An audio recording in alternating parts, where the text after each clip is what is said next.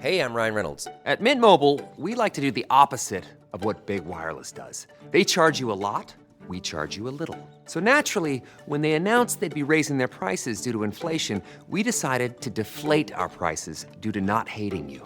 That's right. We're cutting the price of Mint Unlimited from $30 a month to just $15 a month.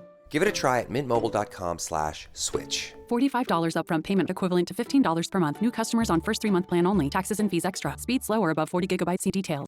Hey guys, Brad Gilmore here. Want to give a big shout out to our title sponsor, Walker Texas Lawyer. If you or a loved one have been injured in an accident, whether that be a car, truck, motorcycle accident, or some kind of other issue, hit up Walker Texas Lawyer at 713-552-1117 or walkertexaslawyer.com.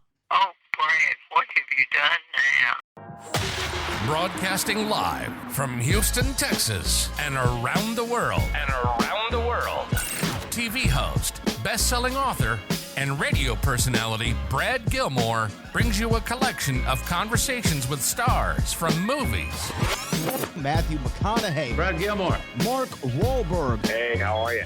The legendary Mr. Christopher Lloyd. Christopher, how are we doing? I'm doing good. Very interesting. Jessica Alba and Lizzie Mathis. Ladies, thank you so much for joining me. Thank you. Kevin Costner joins us. Thank you so much. Thank you. Television. Jimmy Fallon joins us this morning. Jimmy, how you doing, my friend? Good morning. Thank you so much, Brad, for having me. I appreciate this, bud. Kelly Ripa. Brad, thank you for having me. Comedy. Jay Leno joins us. Jay, how you doing? Hey, Brad, what's going on? Chris Tucker is in the building. Chris Tucker, good morning to you. Hey, Brad, good morning to you. How are you? George Lopez joins us right now. George, how are you doing, sir? Good morning.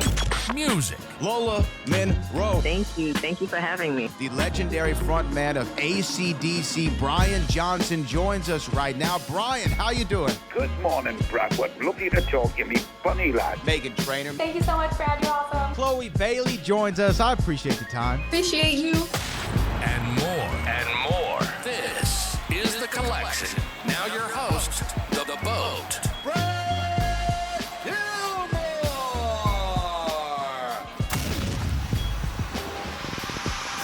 Oh, yes, man. Welcome inside the Hall of Fame. I'm Booker T, 6-time world champ, 2-time Hall of Famer. Got my man Brad Gilmore here with me. They call him The Boat. Oh, yes. I want to thank everybody, as always, for stepping inside the Hall of Fame, getting your champagne wishes and caviar dreams, man. We got a whole lot to talk about inside the Hall of Fame. A lot of sports went down this weekend, as well as we're going to talk about the passing of, one of the boxing greats, one of the all-time greats, George Foreman. We definitely got to speak on him. But we got somebody on standby right now who is a legend in her own right, as well. And she has a new book. Her name is Saraya, formerly known as Paige.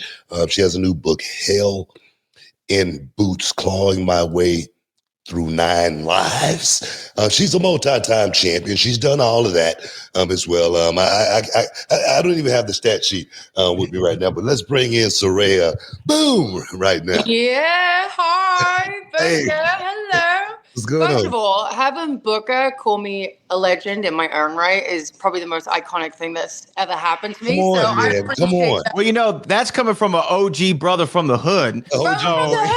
Oh my In God. the hood. Yeah. Did you tell him that story? He just remembered it. I didn't tell him. Oh my gosh. Dude, the internet started ripping me apart, and I was like, Booker told me to say it. It was so funny. Oh my God.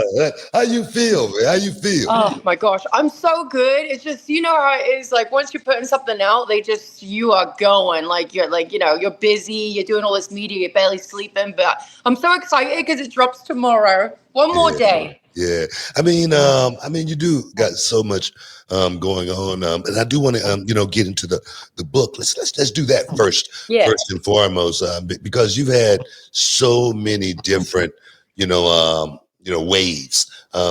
You've been on like so many different highs. You've had so many different lows. And you've been, there in the middle. So give me the overlay as far as, you clawing your way through those 9 lives. Yeah. It's just, personally, I'm not one to open up to people. Like I like to keep any traumatic experiences to myself. So a lot of people don't know what I've gone through in my life. And I always say, like, I'm a cat because I've gone through so many different lives. And that's where the subtitle comes in. But yeah, it starts from when I'm very, very young as a kid up until I win the AEW Women's Championship. And then, you know, I've got a second book in me, so we'll get to that. But yeah, it's a very intense book. I've done a lot of media where people said, Saraya, at one point I had to put the book down for a second because it does get quite dark. And I wanted people to get to that point where if they're reading my story, they're impacted by it, and hopefully they can get inspired by it, you know. Yeah, that's the cool part, you know, about being successful. I mean, being able to give back, being able to pay it forward a little bit, because I always say writing my book and telling my story, it definitely did something for me, but I know it did something for so many young people out there that was walking in my boots, and then they hear it from me and they go, man, if Booker T can do it, I can do it too. Exactly. That was my message. And my thing is, you do have like so many different layers, like I say, because, you know, I remember you know, as a little kid, you know, in the arenas, you know, running around and stuff, you know, and it was like it was destined to happen. You know what I mean? It was your destiny to be a part of this business. But do you tap on that part of the journey? Like from when I was a kid? Yeah, like when you was in the arenas running around. Yeah. I talk about that, you know, being in the business, and then also like watching my dad when I was a kid and not realizing, like, I 100% believe my dad was getting his ass beat constantly. And it was just like, I just remember being in the arena and feeling that and feeling the energy from, like, I mean, we didn't have a big crowd back then, even if there's like 20 people, but like wrestling has such a wonderful energy when you're in the crowd. So yeah, I talk about that when I was younger, being in the little small venues or in the parking lots where our ring would be set up, you know. It's just, yeah, I want people to see it from the very, very beginning. Yeah. And just know how much I'm so involved and in love with wrestling, you know? Well, that obviously comes through throughout your whole career. But one of the things of writing a book, did you find that it was cathartic at times to like revisit these places and actually kind of make peace with maybe moments that you haven't really dealt with? Yeah, you know, it was very therapeutic in a way. And you know what? Like, Booker's going to understand this. It's one of the most exhausting experiences I think I've ever done. Because, you know, I tried to have, you know, a ghostwriter at the beginning. So I was just like, I don't think I'm going to be able to put pen to paper as well as someone else who can professionally do it. But then when she did it, I love her. Great. God bless her. But like, she made me sound like I was at the cast of Annie. Right. So then I had to redo it again and spend another year on top of that, completely gutting it and rewriting it. And so I had to keep going through these emotions so many times. Like, even Renee, our girl Renee Booker was just texting me today saying that she was reading the book, and just like, she said, I can't imagine what you had to go through to write like a certain chapter, you know? And it's like very, very intense. And it's like, there's highs and there's lows, but the lows, when you have to like really get them out, as a person that doesn't really like to show her feelings, you know, it was really, really difficult. It was very difficult. Yeah, that's the part, you know, when friends, you know, and family read it, you know, and they really like start feeling it at the same time. You know, it's like there's one story in my book where my sister and I had to, you know, get in our mom's old car. My mother had passed away, but we had to get in the car and we had to go to the gas station just to get some water. And when my wife hear that story, man, she just cries, man. She just cries, you know what I mean? You know, so it is so emotional, going back, reading it, going back, watching it, you know. So there again, you know, how have you felt, you know, dealing with that side of it? Yeah, I'm so proud of myself for doing it. Again, it's like it's a very vulnerable like position you put yourself in when you let people in that close, you know? Yeah. And so yeah, it's just I'm just very proud of myself. I can't believe I did it. I can't believe I put all that out there, and just like, you know, people, again, everyone that's reading me is texting me about it, and it was just like, I just had no idea you went through all these things. I'm like, because I don't like to share these things. But I was like, if I'm going to write a book, I'm going to write my book. You know what I mean? Like, I'm going to tell everybody the nitty gritty, the very dark times where I hit complete rock bottom, you know, like my childhood, how dark it got, you know, it was just, I needed people to really see me. And, I'm quite a controversial figure, right, when it comes to wrestlers.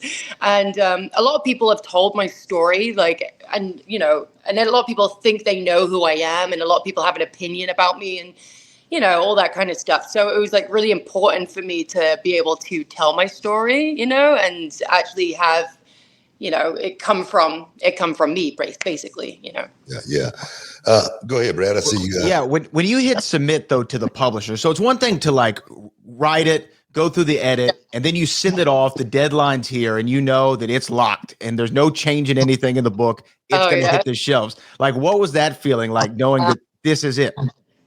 It terrified me because I was just okay, I might hurt some feelings or I might not hurt any feelings. It just depends what it is. But it's just having, again, being so vulnerable and having that part of me out there. And then so many things have changed since the end of this book too. There's a lot of big things that are about to come out, positive stuff, and also I was with a boyfriend at the end of my book. I'm no longer with him. My life is going a completely different direction. It's just I feel I wish I could change it, but then it's just, I can just do another book on top of it. But yeah, things have just changed since then. In the past couple of months, it's crazy what life can do, Yeah. When you left WWE, let's talk about that for a second. When you left WWE, there was so many people probably anticipating you, perhaps coming back to WWE, and then boom, you end up in AEW. Are there any perhaps unfinished business, in WWE, perhaps that you want to finish, because you're still young. You're still young. Even though you started so young in the business, you're still young enough to, still make a huge impact. So I was just wondering what's your thoughts on that? Yeah. So I love WWE, and I don't have any negative feelings towards them. They raised me, they saved me a lot. I just appreciate them so much. And the idea of going somewhere else was only because, the potential of my brother being there was a big thing. I just wanted him to be a success in wrestling, And so, but I love WWE, and I would absolutely, if there was something that they needed from me, which was exciting, I would definitely go there. Yeah, absolutely. It would be silly not to, I feel so. Yeah, if there's an opportunity to do something fun, hell yeah, I'll jump on board. Well, I will say you had an incredible career in WWE, but in AEW, watching you at Wembley come out to Queen, have that moment. I remember Booker and I talking about it on the show, and just how impactful it was, and how I felt like everybody was rooting for you to go out there and do it. And then you do it, get it done, and be able to celebrate winning the world title after, maybe you thought you weren't going to wrestle again. I know you covered in the book, but just what was that experience like, just walking out to Queen? Yeah. So they surprised me with that, with the Queen, because I asked for it, but it's really pricey, to get a song like that. But I just thought, the Brits love Queen, they love Freddie Mercury, and they love to sing. Booker, you've wrestled before, how intense they can get, and they love that kind of thing. So I was like, oh, I'd really love this song. And then they were like, oh, we don't think we're going to get it for you. But they did. And I was so happy, and the crowd loved it. They were very much into it. And then I didn't tell my family there with me, but I didn't tell my family I was winning because I wanted them to have an authentic reaction and be happy for me. But I bawled my eyes out because I never thought I would wrestle again. I never thought I would hold a championship again. I never thought I would be performing in Wembley Stadium in my life. So I was very grateful. And yeah, I cried my eyes out. When Tony had told me the day before, the night before, it was very last minute, It just, I just said, thank you. This is incredible. I didn't hold it for that long, but it was... That's definitely something we got to talk. We got to take a quick break, but that's something we got to talk about. And stick around. You're in the Hall of Fame, Roland. But no, that's what I want to talk to you about. Was the scheduling. The scheduling in AEW compared to WWE. It's like AEW compared to WCW. I always tell the story when I first signed with WWE in 2001, right? Before that, I used to be on my boat almost every weekend. I'll be out fishing, going up to the, little club, getting a drink and whatnot, all that stuff, And then I signed with WWE in 2001, and I went to work. And then one day I said, man, I had a weekend off. I said, I'm going to go out in my boat and, go hang out, try to catch something. But I had to go get a sticker put on it because it had been sitting for a while. And I went and get the sticker put on it. And I realized it was 2005. It'd been 4 years? It had been 4 years since I had been out of my boat. So I was like, what the hell, man? You know what I mean? But I realized how much time I had off, in WCW. How does it feel having, the leisure in AEW and being able to have that scheduled where you can actually, still have, so much more life to do over here? Yeah, it is very different, Book. You're right, because I'm used to doing like 5 days a week and then only going home for like one day, and I love the grind. I love that. Like, I enjoyed my time. It was exhausting, of course. But like, yeah, I had to get used to just like being at home a little bit, like it was like that. I mean, I retired for a little bit, but I constantly stayed busy. But just in the wrestling world, it was like very weird to not have live events and all that kind of fun stuff. But yeah, it was nice. Like, we get the freedom, to do whatever we want. And that was one of the big catalysts of me wanting to sign there too, is you do get a lot of freedom. And, like, I don't have to ask permission to go do things and all that kind of stuff, which I think WWE's changed now. I think they're actually more open to that kind of stuff, which I think is great. I love that they're adapting and changing like that, like always. I mean, that's what they do. But yeah, it was just like, at the time, it was like, it wasn't like that. So that's one of the reasons why I went over there. It was nice. Yeah. It's nice, but, and I get to do whatever I want. I get to act. I get to do all these other projects, and I don't have to worry about it. Is it true to my concept, though? Like, time off is your worst enemy. Yes. Yes. It's it is for a wrestler. We're used to being 100 miles an hour all the time and staying busy, like, and filling our days up with stuff. So, like, if I'm sitting there and I don't have anything to do, I start getting stir crazy. And that's where the trouble comes in, I'm like, I have to try and stay off the internet. The bumps hurt a little bit harder, too, after being off for longer. You know what I mean? You come back, you get in the ring, you take a bump, and you go, what the hell? Yeah. I literally said that before. I mean, like a couple of days ago, because I was like, okay, I had 5 years of not wrestling, right? And so my body had healed. But and then you take one bump and you're just like, what have I been doing my whole life? Like, our body was one big callus, and all of a sudden you're like soft and supple and taking a bump and you're like, what is this? What the heck? So you have to adapt to that. So having too much time off as well, I feel like you have to stay busy and you have to stay active, because if not, if you're sitting around, like, you take your bump, it hurts more. Yeah. Again, we're talking to Saraya. Hell in Boots, clawing my way through 9 lives, available right now wherever books are sold, officially tomorrow. So make sure you pre-order that copy, order it right now. But Saraya, you and I have a unique bond, whether you know it or not. We both have worked with Booker T. Okay, and it has its pros, it has its cons. Lord knows it. What was your experience like working with Booker and Renee and everybody on WWE Backstage, which was such a fun show? It was a really fun show, and I loved it so much. I love working with Booker. Like, Booker, I know I'm like talking about you like you're not here right now, but like, he's just very like, if you need advice about anything, if you need, like, you can ask him a question at any time. Like, he's open and willing to do it for you. Like, and I know, like, a lot of people do that, but he's at this legend status, right, where he doesn't really need to socialize with us if he doesn't want to. He can have his own dressing room. He can go do his thing. But no, you're always there, and you're always laughing, and you kept morale high. Like, you're always with a big smile on your face, always making jokes, always cracking jokes. Even to the point where he got me into trouble online.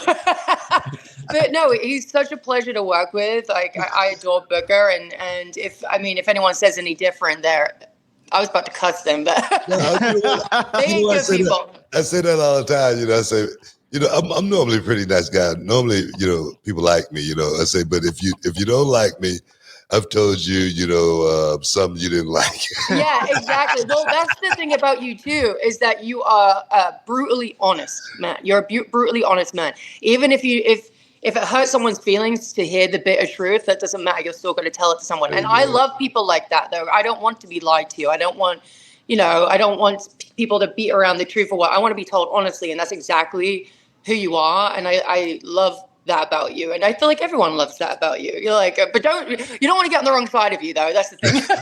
No, you don't want to get that phone call. You don't want to get that phone call. No. You definitely have like this intimidating aura about you.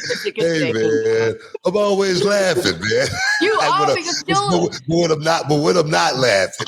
Oh, that's when you have to worry, right? That's when you have to worry. But no, you have like this intimidating aura. Even though I've known you for like a better half of a decade, I've known you for a long, long time. Long time.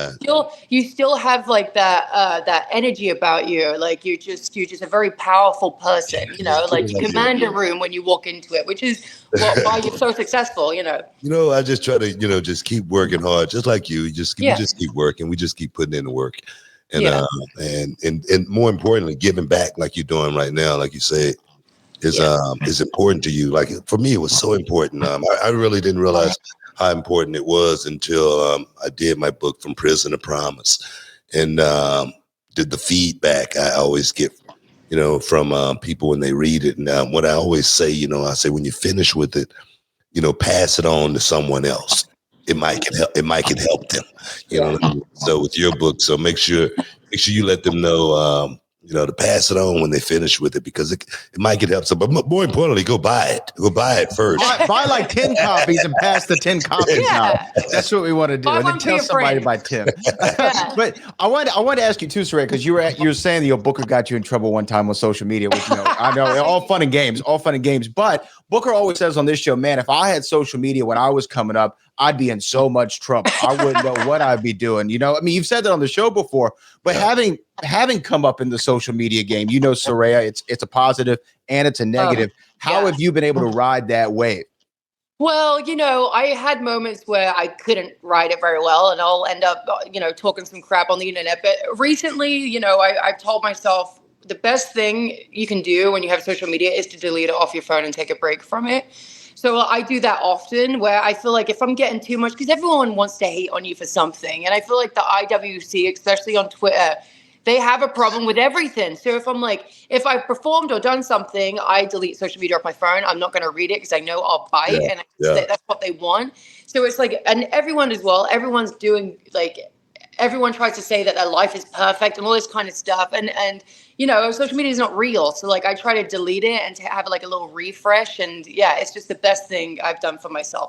I'll go a week without being on it, and I just have someone post for me. It's just, it's dangerous on there. People are nuts. Oh my God, man. It is really dangerous on there, man. It's like crime circus. That's this site I watch, a crime circus. You watch it. It's crazy. It's really crazy. Yeah. But no, man, I stay off the social media myself as far as Twitter and stuff like that, because they try to kill me, man. They try to kill me. But I don't let it get to me, because I always say they wish, not they hope, they wish they had my job. You know what I mean? Yes. They wish it was in my position. So no, man, I'm take it where I can get it. But let everybody know, again, where they can get the book. And, so they can get it, and all your social media, tag everything. Right now. You got it. So social media, I only have Instagram, TikTok, and Twitter, and it's Saraya across the board, at Saraya, Saraya. There is links in my bios for the book, but if it's easier, just go to Amazon. It's on there. Everyone has an Amazon. But so follow me on there. Keep up. Let me know what you think of the book. Leave reviews, whatever you need to do, and pass the book along. Yeah, well, you can get it. Well, any bookstore out there? Any bookstore, if you want to go to Barnes & Noble. I also did an audio version too, where I read the book. I feel like that's really important for the author to do, so I did that. So if you don't like to read, then there's the option to listen instead on Amazon or wherever you get your books. Oh yeah, man, that's Saraya, legend, man, legend. No, Man, you saying that? I'm serious. I want to thank you for stepping inside the Hall of Fame, giving us a little champagne wishes, man, little caviar dreams. We really, really appreciate you guys. Stick around. You're in the Hall of Fame. We'll be back in a minute.